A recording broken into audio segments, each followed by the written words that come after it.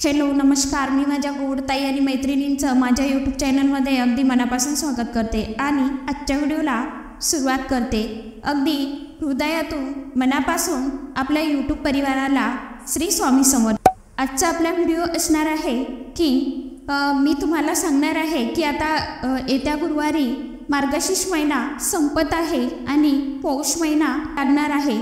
त्या आपल्याला गुरुवारचं उद्यापन, मार्गशीर्ष गुरुवारचं उद्यापन कशा प्रकारे करायचं, ज्या कोणी माझ्या ताईंनी असेल, ज्यांचं राहिलं असेल त्यांना मी थोडंसं सांगणार आहे, थोडीशी माहिती सांगणार आहे, थोडंसं मार्गदर्शन करणार आहे। ज्यांना पटेल ते घ्या, ज्यांना नाही पटलं ते सोडून द्या। मी माझ्या पद्धतीचं सांगते, आमच्या भागात जसं करतात तसं मी तुम्हाला सांगणार आहे, त्या पद्धतीने तुम्हाला करायचं आहे। काय करायचं आहे, आता बुधवारी रात्री अमावस्या लागत आहे आणि गुरुवारी दिवसभर अमावस्या आहे। गुरुवारी 5 वाजेपर्यंत अमावस्या आहे। आता मला एक सांगा, आपण म्हणतो की आता अमावस्या आहे तर आपल्याला उद्यापन करायचं नाही। अमावस्या आणि पौर्णिमा ह्या काही ताईंनो वाईट नसतात, ह्या चांगल्या आहे काही गोष्टी आपल्याला त्या नाही खरेदी करायच्या।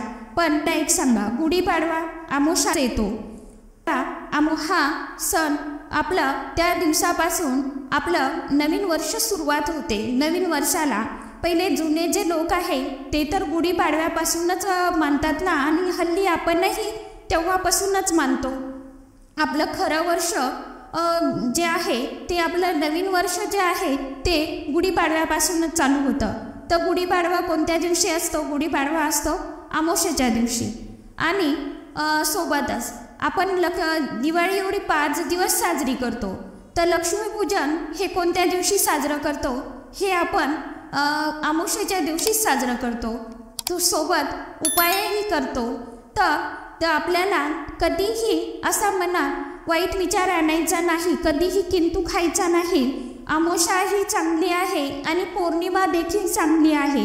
हे देवी माता महालक्ष्मीचं एक रूप आहे। त्यासाठी आपल्याला आहे ज्या म्हणजे आपल्याला काय खरेदी करायचं नाही त्या दिवशी, अमावस्येच्या दिवशी फक्त एखादं घर आपल्याला खरेदी करायचं नाही, एखादी नवीन गाडी आपल्याला खरेदी करायची नाही। आपल्याला वाटतं तर अशा गोष्टी, पण हे जे आहे आपल्याला हे गुरुवारचं जे उद्यापन आहे ते गुरुवारचं उद्यापन आपल्याला त्या दिवशी करायला चालतं। यात कुठलाही काहीही फरक नाही आणि कोणता काही आपल्या मनाने आपण अर्थ लावतो आणि आपण आपल्या मनाने किंतु खातो, तर तसा किंतु आपल्याला आपल्या मनामध्ये आणायचं नाही। आता आपल्यासारख्यांचा एखादा गुरुवार जातो, आता माझाही एक केलेला आहे, तर आता माझं समजा मी उपवास धरला होता पण एक गुरुवारी पूजा मांडली नव्हती। आता मीही गेल्या गुरुवारी मी काही उद्यापन केलं नाही, आता मी पण या शेवटच्या गुरुवारी मी उद्यापन करणार आहे। तर उद्यापन कशा प्रकारे करायचं, आपल्याला जरी अमावस्या असली तरी काही होत नाही, काही फरक पडत नाही। आपल्याला काय करायचं, तुम्हाला जर शक्य होत असेल तर तुम्हाला 5 सुवासिनी किंवा कुमारिका बोलवायच्या, त्यांना आपली सकाळी पूजा मांडून घ्यायची गुरुवारची, संध्याकाळच्या वेळी आपल्याला त्यांना आपल्या घरी बोलवायचं। 5 सुवासिनी किंवा कुमारिका त्यांना आपल्या घरी बोलवायचं, निमंत्रण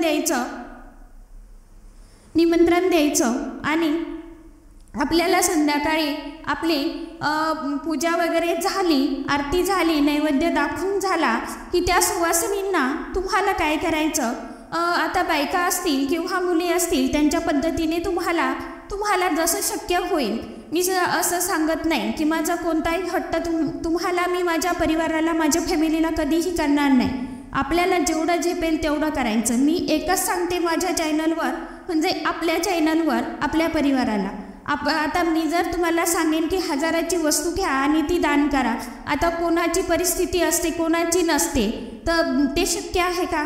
तुमच्याच्याने जेवढं आपल्याला, फक्त मी एवढंच सांगेन की आपल्याला भक्ती शुद्ध अंतकरणाने भक्ती करायची आणि आपल्याला देवपूजा करायची, यात सगळं आपल्याला आता मी जरी तुम्हाला सांगितलं 1000-2000 रुपये खर्च करा आणि तुमच्याकडे ते जर अवेलेबल नसतील तर तुम्ही कुठून आणणार आहात?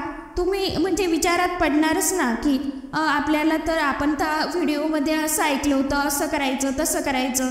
हे काही मला योग्य वाटत नाही. मीही माझ्या परीने मला जेवढं झेपेल तेवढंच करते. मी खरं सांगू का, मी आता तरी म्हणजे मला जसं म्हणजे माझ्याकडे जसे पैसे शिल्लक यायला लागले तसं मी जास्त करते. आणि ज्यावेळी माझ्याकडे पैसे नव्हते त्यावेळी मी तुम्हाला सांगेन, मी फक्त नुसतं त्यांना म्हणजे मुलींना किंवा स्त्रियांना मी ज्या सुवासिनी बोलवत होते त्यांना आपली रोजची पूजा वगैरे करायची, आरती करायची, नैवेद्य दाखवायचा आणि नुसतं एक केळाचं फळ त्यांना मी देऊन आणि त्यासोबत गहू किंवा तांदूळ म्हणजे त्यांची ओटी भरण्यासाठी ते मी देऊन त्यांना हळदी कुंकू लावायची आणि कधी समजा जेवण वगैरे करायची मुलींना किंवा पोथी वगैरे मी म्हणजे जेव्हा माझा काळ चांगला होता त्यावेळेस मी चांगलंही केलं. जेव्हा माझ्यावरतीही एक वाईट वेळ आली होती तेव्हा मीही अगदी साध्या पद्धतीनेच केलं होतं. कारण माझ्याकडे जर पैसे नसेल तर मी कोणाकडून घेऊन ते मला तरी योग्य वाटत नाही.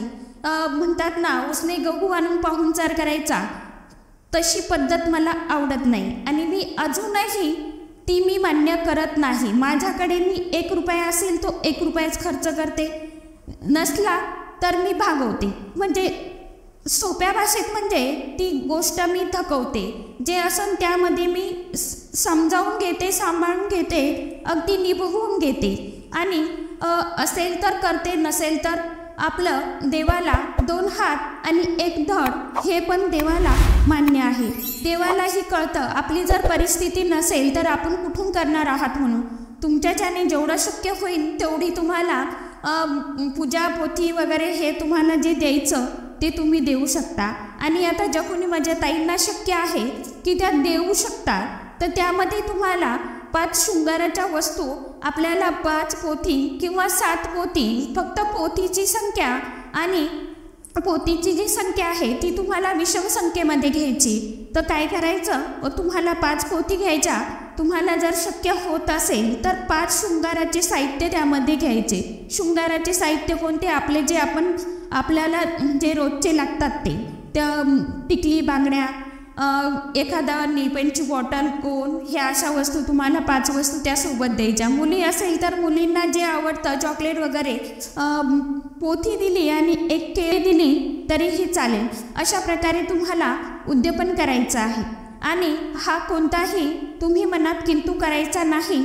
आणि या येत्या गुरुवारी आपल्याला अगदी थाटामाटात माता लक्ष्मीचं उद्यापन करायचं आहे.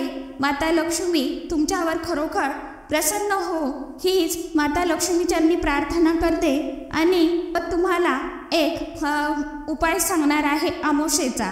अमावस्येचे उपायाचा व्हिडिओ तुम्हाला परत येईलच आपल्या चॅनलवर, पण तो उद्या येईल. समजा बुधवारपर्यंत, मी बुधवारी संध्याकाळपर्यंत तुम्हाला एक अमावस्येचा व्हिडिओ आपल्या चॅनलवरती तुम्हाला टाकेल.